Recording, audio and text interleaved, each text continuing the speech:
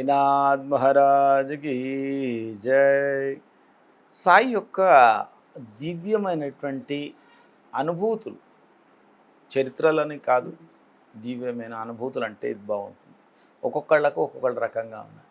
దాంట్లో ఒక రోజున సాయి యొక్క రూపాన్ని అలా చూసుకుంటూ నమ్మిన వారికి బ్రోచి బాబా కోరికలు తీర్చగరావన్నట్టుగా సాయి యొక్క అద్భుతమైన విన్యాసంలో, సాయి యొక్క అద్భుతమైన కార్యక్రమాలలో ఎవరైతే ఆ సాయి యొక్క దివ్యమైనటువంటి నామాలలో స్నానం చేస్తారో పావనమవుతారు. అంతే, అందులో ఏమి లేదు. ఏమీ అడగడు. సాయి యొక్క పాదధూళితో మనం అన్నీ కూడా పోగొట్టుకోవచ్చును. దాంట్లోనే ఒక చిన్న బాబా మర్చిపోకుండా వాళ్ళని, పాత వాళ్ళను, గత జన్మలో వాళ్ళను కూడా జ్ఞాపకం చేసుకుంటాడు, చేశాడు అనడానికి మన యొక్క పూర్వీకులు మనకి ఇచ్చినటువంటి సాయి మాత్రమే రాయించాడు. ఇదంతా కూడా గ్రంథాలు కానీ ఇవన్నీ కూడా ఎవరితో రాయించాడయ్యా? మన వాళ్ళతో. వాళ్ళ యొక్క నాయనా నువ్వు రాసుకోపో అని చెప్పాడు. జ్ఞానం ఇచ్చేది ఆయన్ని, అనుభూతినిచ్చేది కూడా సాయి మాత్రమే. అలాంటి దాంట్లోనే ఒక రోజున బాబా గారు పొద్దున్నే ఉపాహారం చేశారు. అలా తిరిగి వద్దాం రా అనుకుంటూ బయలుదేరాడు. కొంచెం అట్లా విశ్రాంతి తీసుకున్న సమయంలో ఒక ప్రయాణికుడు వచ్చాడు. ఆహా, సాయి కనిపించాడు నాకు అని చెప్పి సాయికి అక్కడ సేవ చేసుకుంటూ చెక్కుముకి రాయి తీసుకోవడం, తర్వాత ఆ చెలుము గొట్టం అనేది తీసుకోవడం, సాయికి బాగా ఇష్టమైనటువంటి పొగ తీసుకుందామని చెప్పుకుంటూ కూడా చక్కగా చకచక చేసుకుంటూ కూర్చున్నారు. అక్కడ చూసుకొని ఉక్కా విరుస్తున్నాడు బాబా. ఆహా, బ్రహ్మాండంగా ఉన్నది. ముచ్చలు పెట్టుకున్న సమయంలో ఎక్కడో కప్ప బెక అనుకుంటూ వినిపించింది. అయ్యో, ఇక్కడ కప్ప ఎక్కడున్నది, చూడిపోనైనా ఆ బెక ఎక్కడదో ఏం సంగతో ఒక చూసిరాపో అనగాని అతను సరే నేనే వెళ్తానని చెప్పుకుంటూ కూడా వెళ్ళడం జరిగింది. ఒక నిమిషమైన తర్వాత చూసిరా అని చెప్పాను కదా, నువ్వు పోయిరాపో, అక్కడ కప్ప ఉంటుంది, ఆ కప్పను ఒక పాము మింగడానికి ప్రయత్నం చేస్తున్నట్టు అనిపిస్తున్నది నాకు. అవునా కాదా? ఒక్కసారి నువ్వు చూసినట్లయితే, ఎందుకంటే కర్మ ఫలాలు ఏ పూర్వజన్మలో ఏం చేసామో మనకు తెలియదు కాబట్టి ఆ కర్మ యొక్క వాసనలు, కర్మ యొక్క ఫలాలు మనం అనుభవించడానికి సిద్ధంగా ఉండాలి. కాబట్టి చూడు అనగానే పరిగెత్తుకుంటూ ఆ బెక ఎక్కడ వినిపించేసరికి నిజంగానే సాయి చెప్పినట్టుగానే ఒక కప్పను పాము మింగడానికి ప్రయత్నం చేస్తూ ఉన్నది. ఆశ్చర్యపోయాడు. అక్కడ ఉన్నటువంటి ఆ యొక్క సేవకుడు అయినటువంటి ప్రయాణికుడు పరిగెత్తుకుని సాయి సాయి సాయి సాయి, నిజమే మీరు అన్నట్టుగానే ఆ కప్పను పాము తింటూ ఉన్నది, దాన్ని ఎట్లయినా సరే మీరు రక్షించాలి అని. అవసరం లేదు, వాళ్ళకు రక్షకుడినైనా నేను ఇక్కడ ఉన్నాను, ఆ కప్పను పాము ఎలా తింటుందో చూద్దాం, నేనున్నాను కదా, తినడానికి వీల్లేదు కదా, కాబట్టి ఒకసారి వెళ్దాం చూద్దాం పదా అనుకుంటూ కూడా అక్కడికి వెళ్ళాడు. ఆ సమయంలో పాపం ఆ కప్ప ఇక పాము యొక్క నోటికి బలైపోతున్న సమయంలో బాబా వెళ్ళి, ఏమిటి నాయనా వీరభద్రప్ప, చిన్నప్ప, ఇంకా మీకు బుద్ధి లారేదా? ఎన్ని జన్మలైనా కూడా ఇంకా కలహించుకుంటూ ఉంటారా అనుకుంటూ ఒక్కసారి అనగానే తల ఎత్తినటువంటి ఆ పాము కప్పను విడిచిపెట్టి సర్రన లోపలికి ఆ యొక్క చెట్లలోకి వెళ్ళుకుంటూ మాయమైంది. ఆ కప్ప నీళ్లలో దూకుకుంటూ వెళ్ళిపోయింది. అక్కడ ఉన్నటువంటి ఆ యొక్క ప్రయాణికులు వాళ్ళందరూ కూడా ఆశ్చర్యపోతున్నారు. ఇంకా ఈ ద్వేషాలు ఎప్పుడు పుడతాయంట. అందరు ఆశ్చర్యపోతుంది. ఈ చిన్నప్ప ఏమిటి, వీరభద్రప్ప ఏమిటండి, ఆ పాము కప్ప కదా అది అంటే, వాళ్ళ యొక్క గత రహస్యం మీకు తెలియదు నాయన.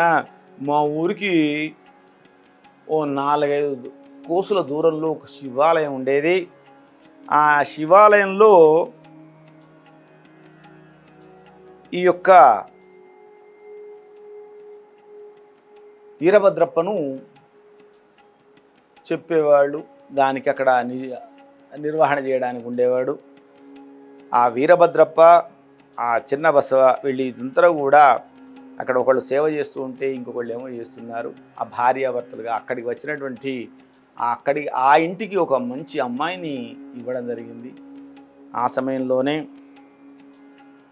అందరూ కూడా ప్రతి ఒక్కరు కూడా కోశాధికారిగా ఆ ధనవంతుడి చేతిలో పెట్టేవాళ్ళు. ఆ ధనవంతుడు ఏం చేసేవాడు, దేవుడిది ఏమున్నది లేవా, దేవుడిది ఎవరిదింటే ఏమున్నది అనుకుంటూ కూడా గుటకాయ స్వాహా చేసుకుంటూ కూడా మరమ్మతులు, శివాలయాన్ని ఎంత మరమ్మతులు చేసినా కూడా సరిపోకు విధంగా అందరూ కూడా అనుకుంటూ ఉండేవాడు. ఆ సమయంలోనే మరి ప్రతి ఒక్కరు కూడా ఎందుకు చేస్తున్నారు ఇట్లా ఉన్నదంటే, ఒక రోజున ఆ ధనికుని యొక్క భార్య కల్లోకి దేవుడు కనిపించి, అమ్మా ఈ శివాలయాన్ని బాగు చేయాలంటే నువ్వు మాత్రమే సరిపోతావమ్మా, కాబట్టి నువ్వు దాన్ని పూనుకోవాల్సిందే, లేకుంటే కష్టం అవుతుంది అని చెప్పుకుంటూ కూడా మరి అన్నీ చేసుకున్నట్లయితే చందాల విషయంలో ఏం లేదు, నీకున్నటువంటిది ఏమన్నా పెట్టు, ఏం చేసినా కూడా నీకు మంచి లాభం జరుగుతుందమ్మా అనుకుంటూ కూడా నా మీద నమ్మకం ఉంచు అని చెప్పాడు. ఆ యొక్క పూజారి దగ్గరికి వెళ్ళడం, ఆ పూజారి దానికి సంబంధించిన కార్యక్రమాలు కూడా చేయడం, ఆ విధంగా అమ్ముకోవడం, అవి ఇవి చేయడం, అంటే ఆయన ధనవంతుడు కూడా మొత్తం భార్య సొమ్ముతో సహా అన్నీ కూడా తీసుకోవడం జరిగింది. ఈ యొక్క పూజారి కూడా ఒకటి జరుగుతున్న సమయంలో వీళ్ళ విధంగా ఆ భార్య చనిపోయింది, ఆ ధనవంతుడు చనిపోయాడు, ఆ యొక్క పూజారి కూడా చనిపోయారు. మళ్ళీ వీళ్ళంతా కూడా బ్రాహ్మణ కుటుంబంలో వీరభద్రప్ప అనేటువంటి పేరుతో పుట్టడం జరిగింది. కానీ అప్పటి గుణాలు ఎక్కడ కూడా పోవట్లేదు. అయితే అతని భార్య పూజారి కుమార్తె ఆమె యొక్క భార్యగా తయారు కావడం జరిగింది. ఆమె పేరు గౌరీ అనేటువంటి పేరు పెట్టుకోవడం జరిగింది. అయితే ఓ రోజున వీరభద్రప్ప భిక్షకై ఆ పూజారింటికి వచ్చినప్పుడు ఆ యొక్క సొమ్ము ప్రకారంగా గౌరీనిచ్చి కూడా పెళ్లి చేయడం జరిగింది. వాళ్ళ ఇంట్లో కూడా గొడవలు, అప్పటికి ఇప్పటికి కూడా ఆ పైకమైన నా భార్య సొమ్ము నాకిచ్చేయాలని ఆయన అంటాడు, నేను అసలే ఇవ్వనని ఈయనంటాడు. అప్పటి నుంచి వీళ్ళందరికీ కూడా ఈ యొక్క కలహాలు ఉన్నాయి. ఇది వాళ్ళ చరిత్ర నాయన. ఇప్పుడు కూడా ఆఖరికస్తే కలహించుకున్నారు, అంతా కూడా నడిచిపోయింది. అయినా కూడా ఇప్పుడు వాళ్ళు మళ్ళీ ఆ యొక్క నీచ జన్మల్లోంచి బ్రాహ్మణ జన్మ నుంచి కప్ప రూపంలో, పాము రూపంలో రావడం జరిగింది. అయినా కూడా ఓట్లేదు. అందుకనే వాళ్ళను వీరభద్రప్ప కాస్త పాముగా మారాడు, చెన్నబసప్ప కాస్త కప్పగా మారాడు. అందుకని వీళ్ళని ఒక్కసారి జ్ఞాపకం చేసుకొని మిమ్మల్ని సంరక్షిస్తాను అని చెప్పాను, కప్ప రూపంలో ఉన్నటువంటి చెన్నబసప్పును కాపాడుతాను మాట ఇచ్చాను కదా, అందుకని ఇప్పుడు అతన్ని కాపాడడం జరిగింది. కాబట్టి ప్రతి ఒక్కరూ కూడా గురువు యొక్క మాజ్ఞను, గురువు యొక్క మాటను శిరసావించిన గురువు మాట ఇచ్చాడంటే ఖచ్చితంగా అది నెరవేరి తీరుతుంది. భగవంతుని యొక్క ఆజ్ఞగా ఆపద సమయంలో భక్తులందరినీ కూడా రక్షించడానికి పరిగెత్తుకుంటూ వచ్చేటువంటి వాడే దేవుడు. ఆ దేవుని యొక్క అనుగ్రహాన్ని మనం అందరం పొందుదాం. ఈ విధంగా ఎవరైనా సరే చేసిన దాన్ని వాళ్ళే కర్మఫలాలు అనుభవించక తప్పదు. ఎవరేం చేసినా సరే దానికి వేరే ఆలోచన లేదు.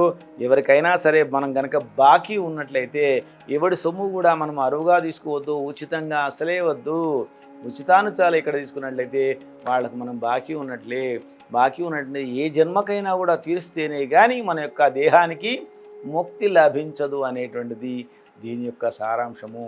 కాబట్టి ఇవన్నీ కూడా సద్గురువులు ఎన్నో రకాలుగా కూడా మనకు చెప్తారు. కాబట్టి వీటన్నిటి కూడా జ్ఞాపకం ఉంచుకొని ప్రతి ఒక్కరు కూడా మరి ఉన్న దాంట్లో ఉడతాభక్తిగా సేవ దాన కార్యక్రమాలు చేయాల్సిందే. కానీ ఉచితంగా ఏది వచ్చినా కూడా తీసుకున్నట్లయితే మనము వాళ్లకు రుణపడి ఉంటాము. ఆ రుణాన్ని తీర్చుకోవడానికి అనేకమైన జన్మాన్ని ఎత్తాల్సినటువంటి అవసరం ఉన్నదని బాబా మనకు పరోక్షంగా ఈ సూచన కార్యక్రమం చేశాడు. సద్గురు సాయినాథ్ మహారాజ్ కీ జై. అలాంటి మంచి మంచి అవకాశాలని మనకు ఈ యొక్క తీర్థయాత్రల ద్వారా మనం ఇవన్నీ కూడా చూస్తున్నాం. మరొకసారి ఆ తీర్థయాత్ర ఛానల్ని మనం అందరం కూడా మనస్ఫూర్తిగా అభినందిస్తూ ఆ కార్యక్రమాల్ని తెలుపుదాం. సాయినాథ్ మహారాజ్ కీ జై.